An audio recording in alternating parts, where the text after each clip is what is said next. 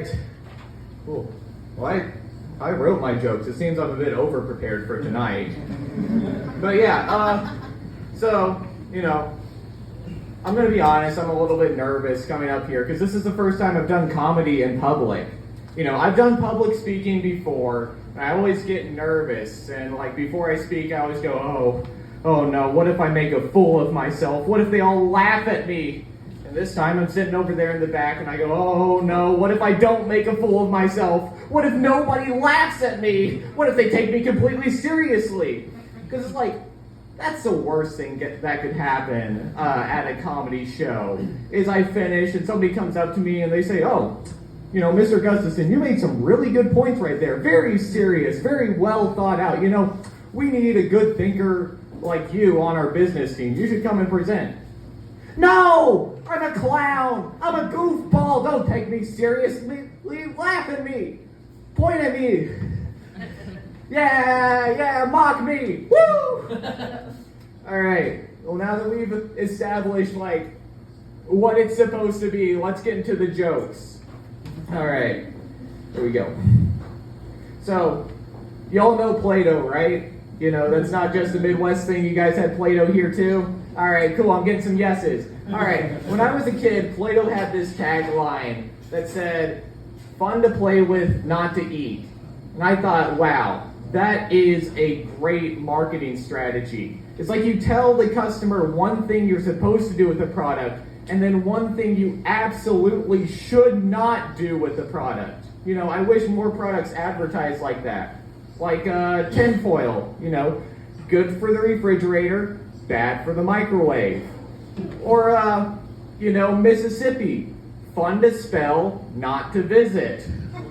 Or, car lubricant, good for cars and not for anything else. Not even in a pinch, just cars.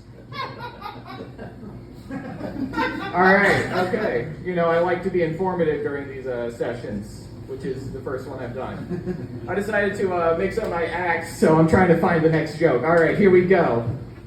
Okay, cool. Yeah, I don't know if you could tell by a bit of my everything, but I'm a little bit of a nerd, and by a little bit I mean a lot.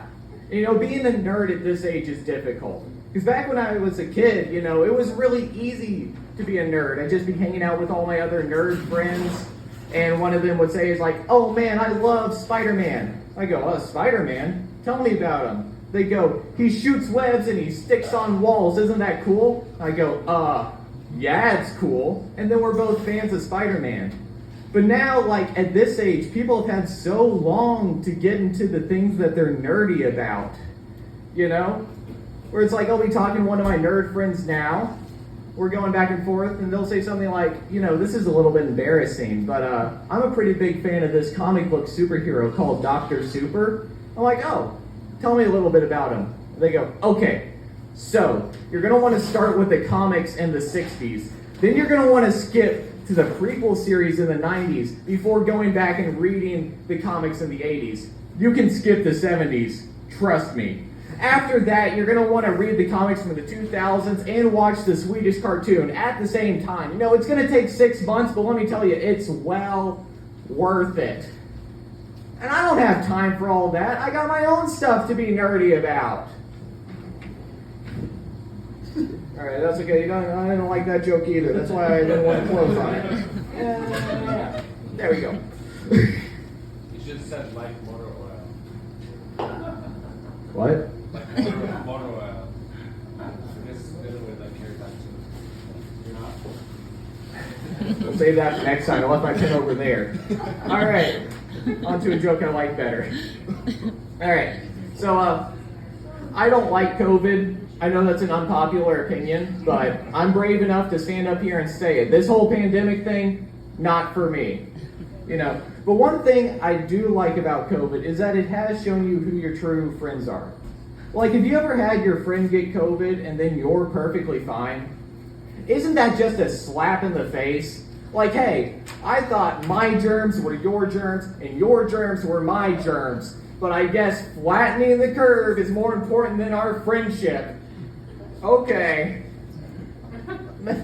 maybe I'm projecting a little bit, because when I went back home for the holidays, my mom got COVID, and I was fine, but then my brother got COVID too. And I thought I was the favorite, but I guess Mr. Homecoming King won her over too.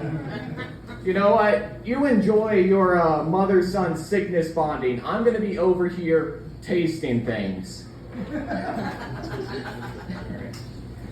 All right, let's talk about trigger warnings for a second. Have you all heard of trigger warnings? Yeah. So trigger warnings, if you haven't heard, they're these things on the internet where it's like at the beginning of the post, and it tells you if there's going to be something upsetting within the post. And I think that's a pretty good idea. Like, I use the internet for funny cat videos and to like forget about real world problems. I don't want to be reminded of real world problems while I'm scrolling through the internet. That completely defeats the purpose. So, you know, I think trigger warnings are pretty good. But you know one place that really needs a trigger warning? The radio. Like, the radio can just play a breakup song with absolutely no warning whatsoever. No, if you've recently experienced a heartbreak, we at WLKY suggest you switch away from the station for the next 4 minutes. No, they just start playing Olivia Rodrigo. And I always listen to the radio when I'm driving, so I'm trying to like wipe away tears and dodge pedestrians at the same time, and it's a hazard. Like, this is what the FCC should be worried about. But you know, the biggest offender, it's not even breakup songs. It's the song Christmas Shoes. Now, if you haven't heard of the song Christmas Shoes, as you might have guessed, it's about Christmas. You know, that time of joy and cheer?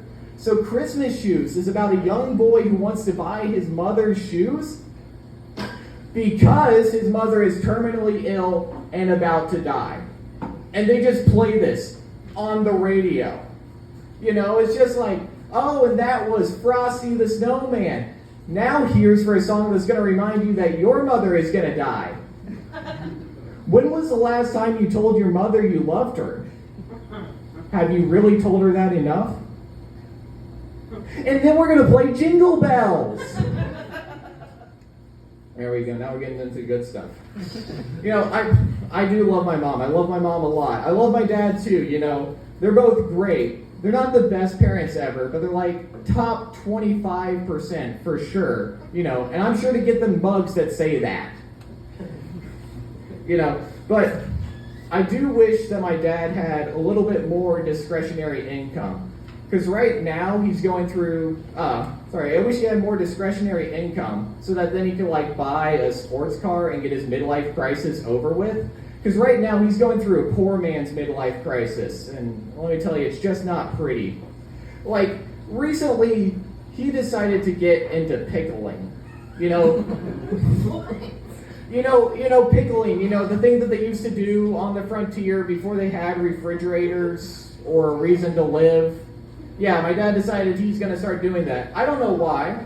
Maybe he was walking through the store one day and he looked at a jar of pickles. He's like, $3 for a jar of pickles? I can do that on my own. You know, all I need to do is spend a few months growing the vegetables. And then I'm going to take the vegetables and I'm going to stick them in jars full of salt and vinegar, and I'm going to put them in the refrigerator. It's going to take up the full refrigerator. My family can't buy any other food. It's just going to stay there for the next few weeks until it finally ferments. And I'm going to take them out. I'm going to give them to my family like the provider that I am, and my family's going to eat them, and they're going to love them, and they're going to say things like, oh, I didn't know you could pickle that. And, you know, I can really taste the salt and vinegar in this, you know? And then the whole house is going to smell like vinegar, and everything's going to taste like vinegar. And the insides of my family are going to become pickled, and the Vlasic Pickle Company will never get another cent from me, you know?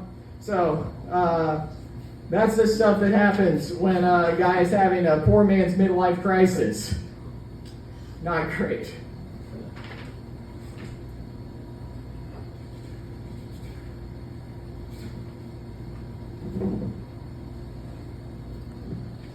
Yeah, that's all my good ones. I think I'm about out of time. You know, this was one of my New Year's resolutions, to go up and do stand-up comedy. And you know, now that I've done it, you know, I don't have to feel bad about not doing any of my other ones. So I'm responsibility free for the next 8 months. So I want to thank you all for that. You all have been a great audience.